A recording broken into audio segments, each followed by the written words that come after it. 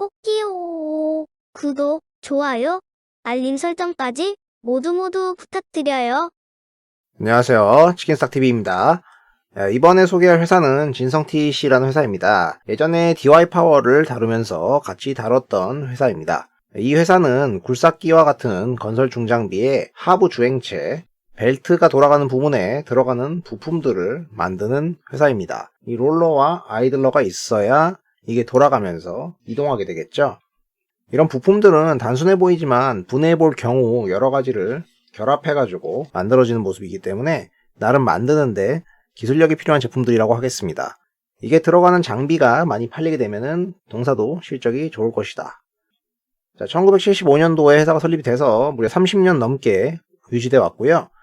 두산인프라코어 공급을 시작으로 히타치, 캐터필러와 같은 굵직굵직한 회사들의 부품을 공급하면서 커왔습니다. 2000년도에 코스닥 시장에 상장을 했고요. 중국, 일본, 미국 다양한 지역에 자회사를 설립해서 영업하고 있습니다. 지배구조는 주주로 윤우석 회장과 두 아드님이 지배를 하고 있고 자사주가 11% 정도 있습니다. 이거는 이분들 지분율을 합한 거를 생각하면은 웬만하면 거의 안 나온다고 봐야겠죠. 윤우석 회장은 서울대, 공대 나오셔서 오랜 기간 이 회사를 경영해왔고 현재는 미국에서 배우신 두 아드님이 공동 대표이사로 경영을 하고 있습니다. 이 중장비 매출은 업황을 타긴 하지만 일정 규모는 유지됩니다. 그러다가 또 좋을 때는 확 올라가요. 여기서는 구분상 내수가 많은 것처럼 나오는데 로컬로 납품을 하더라도 실제 최종단은 대부분 해외 쪽으로 나가는 형태가 됩니다. 그 세부 지역은 뒤에서 다룰 거고요. 재미있는 건 이 회사가 중장비 부품을 판매하기도 하지만 또 그 외에 연료전지 부품이라는 게 살짝 나오는데 이 중장비 회사에 웬 연료전지야. 좀 생뚱맞잖아요. 이게 아직은 비중이 되게 미미한데 매년 조금씩 이렇게 올라오고 있어요. 그래서 현재는 5% 가까이 비중이 올라왔습니다. 이게 장기적으로 유의미하게 커질 수도 있겠죠. 일단 이 연료전지 쪽부터 이야기를 하고 넘어갈게요. 나름 동사의 신사업인데 연료전지란 수소와 산소를 화학 반응을 통해서 전기와 열을 생산하는 친환경 기술입니다. 여기서 동사가 무엇을 하느냐? 부품을 만드는데요. 연료전지의 셀 스택을 보호하는 플레이트나 셀의 측면을 보호하는 매니폴드를 만듭니다. 다른 기능도 살짝 있는데 이게 연료전지를 뜯어내면은 플레이트 여기 들어가거나 매니폴드 여기 들어가는 이겁니다. 일단 연료전지를 스태킹을 하기 때문에 플레이트를 덮어서 보호를 하는 거고 매니폴드 같은 경우에는 측면에 이렇게 바처럼 들어가니까 지지 역할을 하고 여기서 반응물이 이렇게 공급되는 형태가 되죠. 주요 고객은 두산 퓨얼셀입니다. 이쪽으로 나간다. 연료전지 시장이 커질 것으로 전망이 되는 이유는 RPS 의무 비율이 증가할 거라는 거죠. 이에 따라서 발전원을 친환경 위주로 바꿔야 되는데 여러 형태가 있습니다. 이 중에 한 축으로 연료전지가 성장을 할 것으로 예상이 되고 있다. 연료전지는 타 발전원 대비 여러 강점이 있는데 짧은 설치 기간, 적은 면적 이런 장점이 있다. 이게 커지면은 동사가 조금이나마 부품 수혜를 보겠죠. 그걸 기대해보자 이런 내용입니다.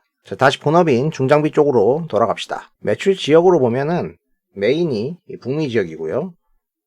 다음이 중국 그리고 일본인데요. 중국 쪽은 업황 따라서 꾸준히 올라와서 가는 모습입니다만은 북미와 일본 쪽에서 20년도에 살짝 꺾였어요. 이게 돌아와야 돼요. 북미, 중국, 일본 올해는 전체적으로 중장비 업황이 좋을 걸로 예상이 되기 때문에 같이 올라오면서 특히나 작년에 안 좋았던 부분은 기저효과로 발휘될 수 있다. 이미 다뤘던 내용이죠. 연간 실적 추이를 보면 매출은 나름 성장에 부침이 있었던 구간도 있었지만 크게 변동은 없습니다.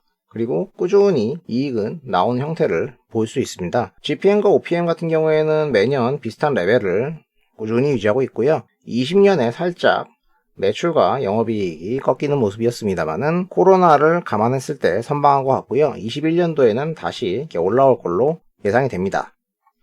20년 매출은 저조했습니다만은 분기로 보면은 이 4분기부터 이렇게 돌아서는 모습이 나타났기 때문에 21년도 턴어라운드에 대한 기대감이 생기는 이유죠. 같은 내용입니다. 살펴보시고요.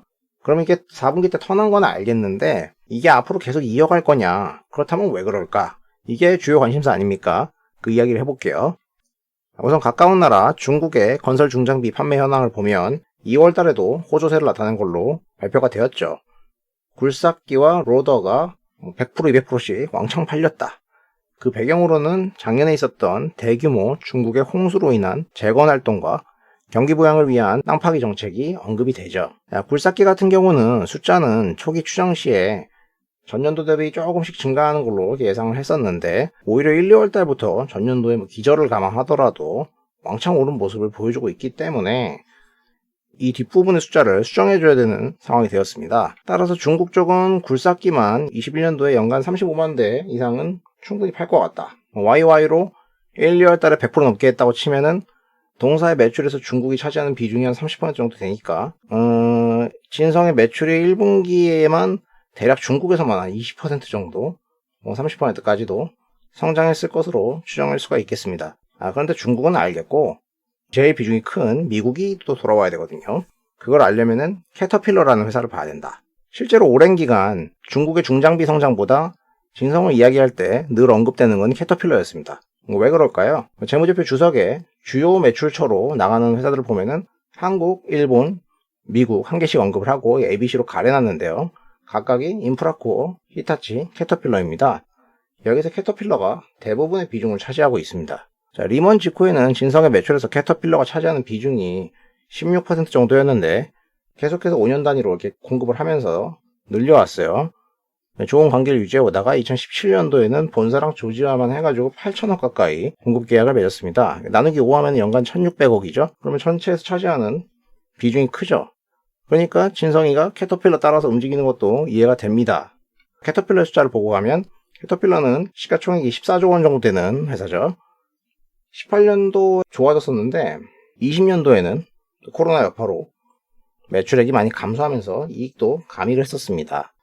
근데 분기로 보면은 다들 비슷하게 2분기 때 바닥을 찍고 서서히 이제 올라오는 모습으로 회복을 하고 있어요. 캐터필러의 매출액과 이익이 올라오면은 진성의 북미 매출도 어느 정도 회복을 하겠죠. 자, 캐터필러의 가이던스를 보면 21년도 1분기에 전년도 대비 매출액이 좋아질 것이다.